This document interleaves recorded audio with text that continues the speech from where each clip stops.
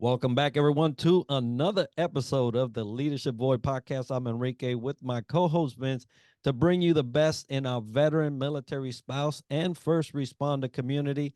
And Vince will introduce today's guest. Enrique, first I just want to say I can't believe January is just about over. And we're closing out this month with Kishima Garcia. She's the Executive Director of Action Zone from Riverview, Florida. Kishima, welcome to the show. Start off, tell us a little bit about you. First of all, thank you so much, Enrique, Vince, for inviting me on the show. I'm very excited to be here. So a little bit about me. I am a wife, a mom, a friend, a veteran. Um, I am a doctoral candidate, a speaker, a thought leader, all of the things, right? But most importantly, I'm a human being. So as I continue to grow myself, I'm just excited to be able to enjoy the journey and be able to be blessed enough to have people in my life that put things in the way that helps to shape the direction that I'm going in. It's so nice to hear, Kishima. Now, it's even better to see all the different things, especially through our show, that veterans are doing post service. It's just amazing what we are able to do with the guidance that we've had and the history that we had with the military. So, tell us a little bit about your role in DEI and in the veteran space. Yeah, so my background is in human capital strategy at the executive level. And so while working in corporate, I started to feel a lot more responsible for the things that I do and how I show up and the people that I interact with. And you become more aware of kind of what's going on around you. As we know, the DEI is a very hot topic. And so I have been I get to be able to work with organizations and people to kind of help shape that story just a little bit more. Because it's not about training, it's not political, it's a social thing. It's about people. It's about how we treat people, how we see people, and how people show up. So, my role in the DEI space is really about three things. It's about helping to solidify that psychological safety, belonging and purpose of people as they show up in the organization. That includes not just when you work for someone, but even when you work for yourself, for self-employment. No, absolutely. I think about connections when you talk about that, being authentic, having Mm. empathy. That definitely is an important role to be social. I love how you frame that. So, would love to know what do you do in the community to give back and or any entrepreneurship challenges or lessons you would like to share with our audience? I do a lot. There are probably people who do more than me. I am not jealous of them at all. But one of the ways that I give back is specifically focusing on organizations that, like Action Zone, that help our veteran community because we're not always going to leave the military and jump straight into a job. It's a journey. We have to figure out who we are first, what we like. We have to lean into a little bit more, find that confidence, and then say, you know what, this is who I want to be, not what I want to do. This is who I want to be. And what we realize is people later on say, you know what, I don't want to work for someone. I want to work for myself because I get to focus on a little bit on the things that mean something to me. I get to lean on the things that I do very good at, whatever those things are, and I get to shape how fast or slow I go. Now, being an entrepreneur is not an easy task. It does take work. But if someone decided to go that route, then Action Zone is here to help them do that. So, so I'm very proud to be, a member of Action Zone, to be on their executive team, because it means something to me. When I was in the workforce, in corporate, being able to see people transition out of the military, and it's like I said, it's a journey. So sometimes it can be a struggle trying to identify the best versions of yourself. How many times do military people have to give an interview and just talk about them? Usually it's about the team. It's about the mission. It's about the effort. It's not just about you. So it can be a little bit difficult to stand out and say, this is why I'm amazing. This is who I am. And we can work on that. But then we come back to it's still a journey. It's the same journey whether you go into a more private corporate profession or even if you decide to be an entrepreneur, you still have to go through the emotions of understanding who you are, how you want to show up, and what you're going to contribute to society. Definitely questions that must be answered as you make this transition, especially from military to civilian. And I think you hit one point right on. You know, it's the selfless raising of the military as a, hey, it's not about you.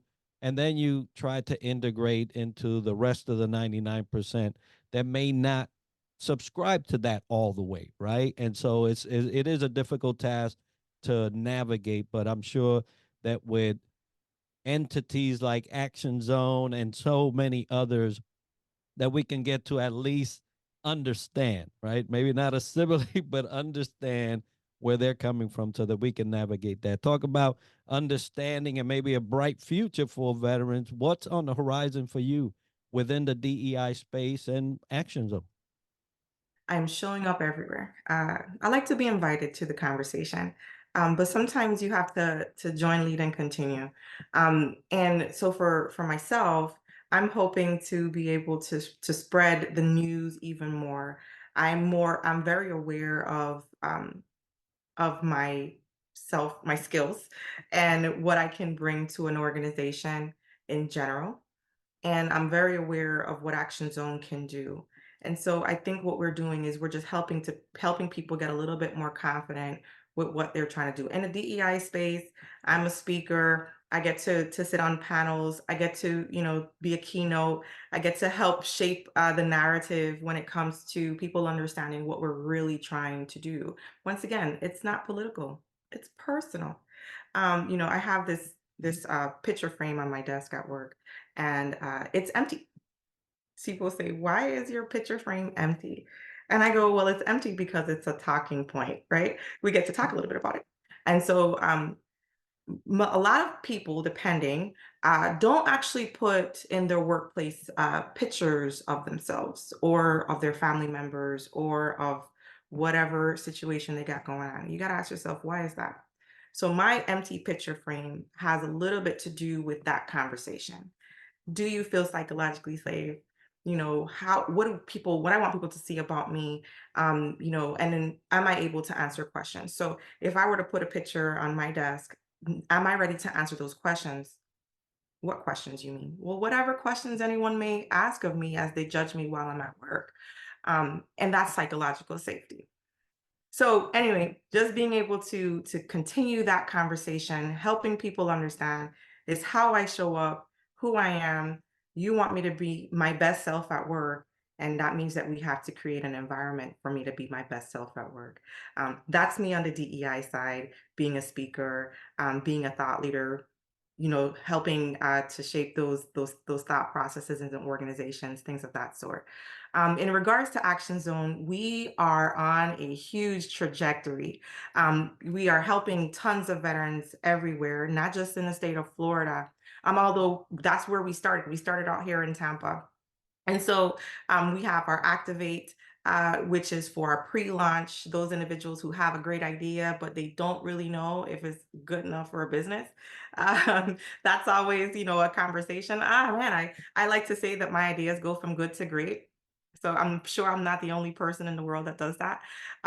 We have our program that also is for Incubate. Those are for, it's called Incubate. Those are for members who are in those early stages of their business, and they're like, well, I mean, I was able to get it off.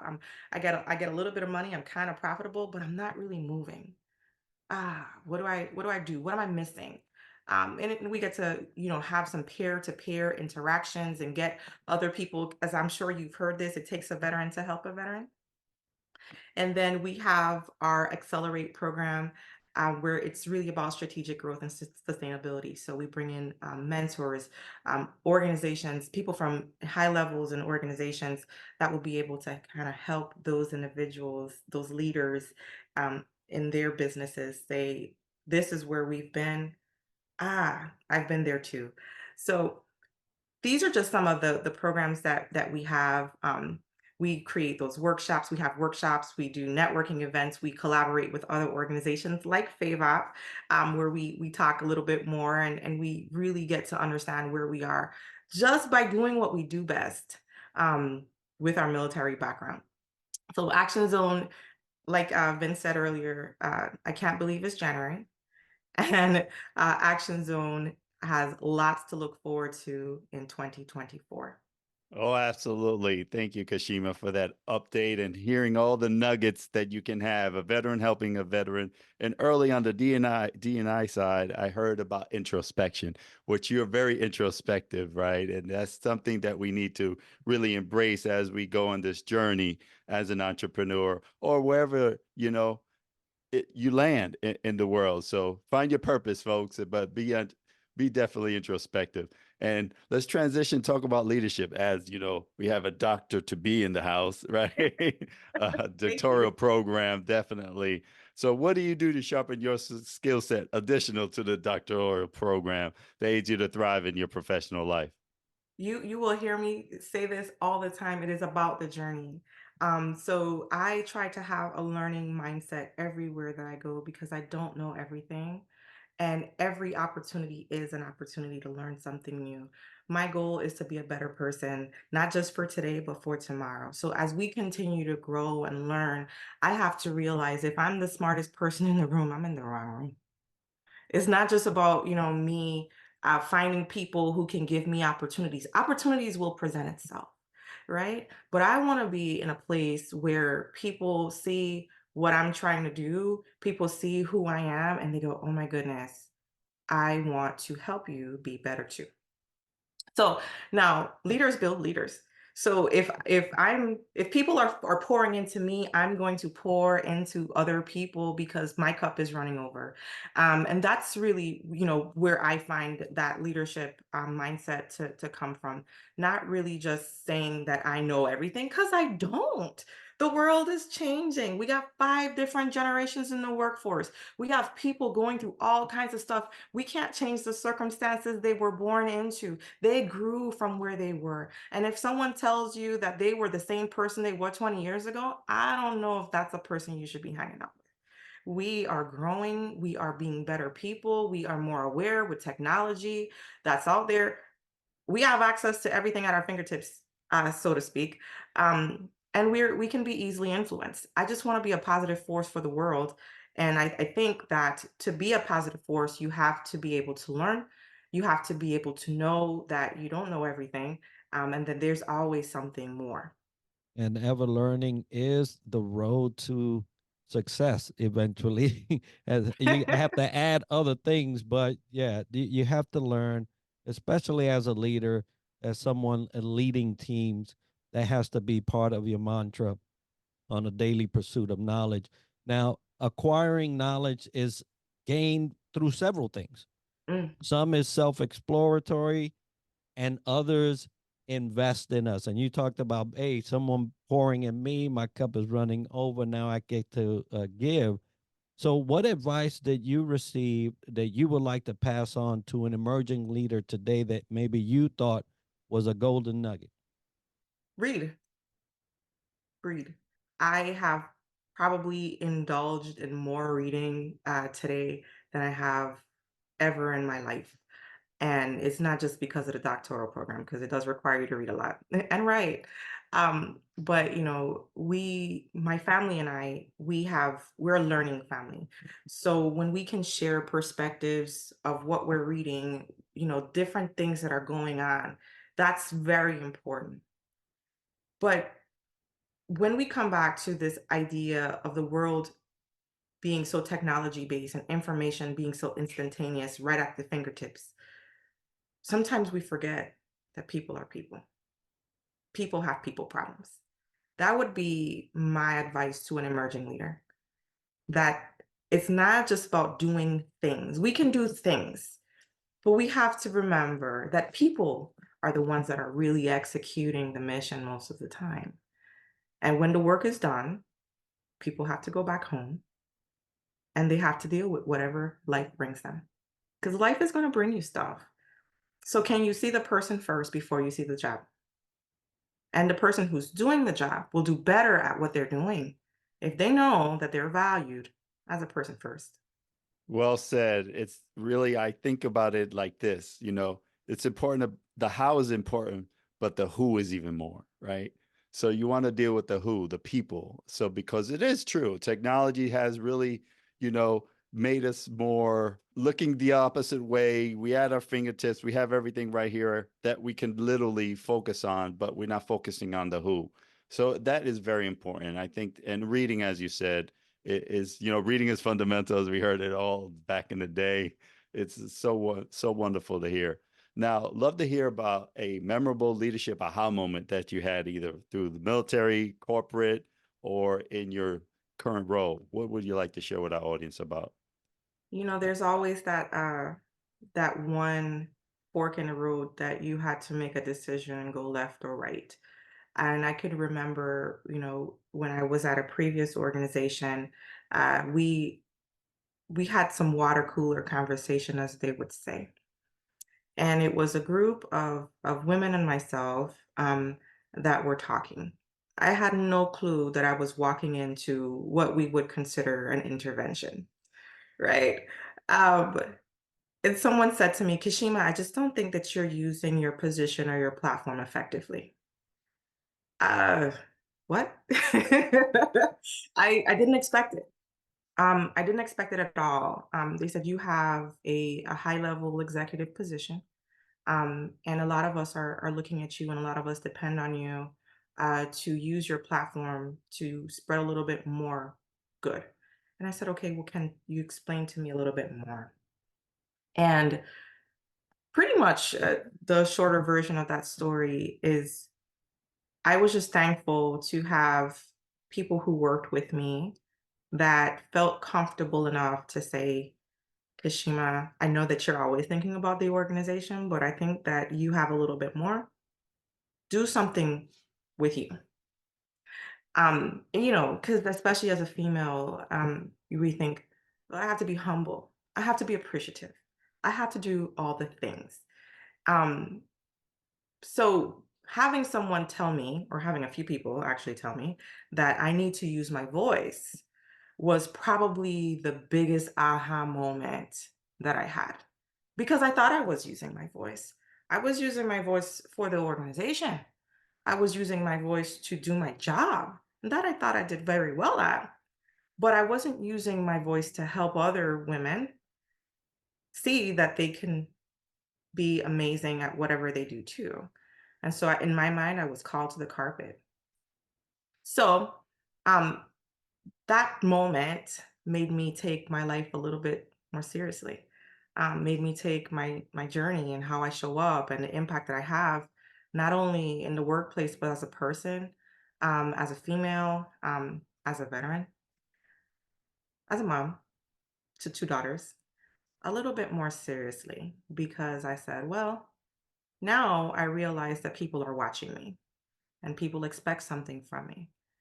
And not that I'm here to please people, but I want to be able to role model being the best version of yourself. Sometimes mean not just showing up, but just being present and really showing up. They say a light that is hidden cannot light another's path. So it's amazing that you share that because it's true. Sometimes and and I will say this as a minority, we often are just thankful to have gotten to that position, and then we just coast, right? Instead Yeah. of saying, wow, now I do have a platform. How can I help somebody else get here easier, right? And so great share there. And I know that that was a struggle, a challenge, right? Getting at the water cooler and saying, "Whoa, hold on, intervention time." And we usually, it's good to face those moments because they do help us clear the way for the future. So, what are certain strategies that you use with yourself or with your team when those times of challenge and potential change come? I would say I try to remember not to get caught up with the things that don't matter. we always look at, well, this person has an attitude. Well, do they have an attitude, or is it the way that, you know, they may have been raised a little bit? Is it the way that I'm coming off? We have to have that two-way understanding of how communication goes. We come back to, don't get caught up with just the output. You be caught up with the input, the value that's in there as well. So, one of the things that the strategies that I deal with my team is just remember the impact of your influence, because it's not just about right now. Remember, I go back to leaders build leaders. So when we are able to bring our best self to work, whether people realize it or not, it's just like a smile or a hug. It's contagious. Bad attitudes are contagious. Bad outlooks are contagious. Be contagious for good, not bad, because we always remember those leaders that probably could have done a lot more things better. But then we also remember the leaders that showed up and did good things. And I mean, those are the people I'm like, that was amazing. I take it, I put it in my pocket. I'm like, that's the type of person I want to be. Because leaders are people. And, sometimes when you get a little bit higher in the organization, it gets a little bit more lonely, right? But I come back with, don't get caught up with surface level stuff. Let's focus on the things that are most important. That takes a little bit of patience and wisdom and time, but it comes. Have a learning mindset. Be prepared to absorb and be impactful. And be that positive force as you are, Kishima. You're not trying, you are. So know that you are a positive force and looking towards that vision, right? The vision of the organization, vision of your best self. Look at that, and that will create that new state of mind versus thinking of the possibilities of now, right? So love the nuggets you shared. You're definitely in the right path, doing some great things. And folks listening in, Kishima, how do they get a hold of you and or Action Zone? Absolutely. So you could connect with me on LinkedIn.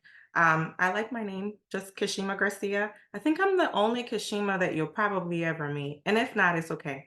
Then the name is catching on, right? I just recently found out, as I was in my learning growth mindset opportunity, that my name in Swahili means little fire. I was like, I like that. I'll take it. So connect with me on LinkedIn. And then, of course, for Action Zone, just go to info@actionzonetampa.com, or you can always just go check out our website at actionzonetampa.com, and we'll be more to help you on your business journey if you are looking into already having a business, or maybe just want to grow your business some more. Outstanding. And folks, we will have that as part of the show notes and video for you to get a hold of Kishima or Action Zone and see all the great things that they are doing in our community with the veteran community. And if you want to get a hold of us at the Leadership Void podcast, the Leadership Void at gmail.com is where you'll send that correspondence. If you'd like to see a guest or us cover a leadership topic in specific, you'll do it by those means. Yeah, today was all about Kishima Garcia, aka Little Fire. We're so proud and honored to have you on our show today, and honored also to have our sponsors, Triple Nickel, a hero for kids, and FAVOB. But Kishima, we wish you the best in your future, and thank you for being on our show. Thank you.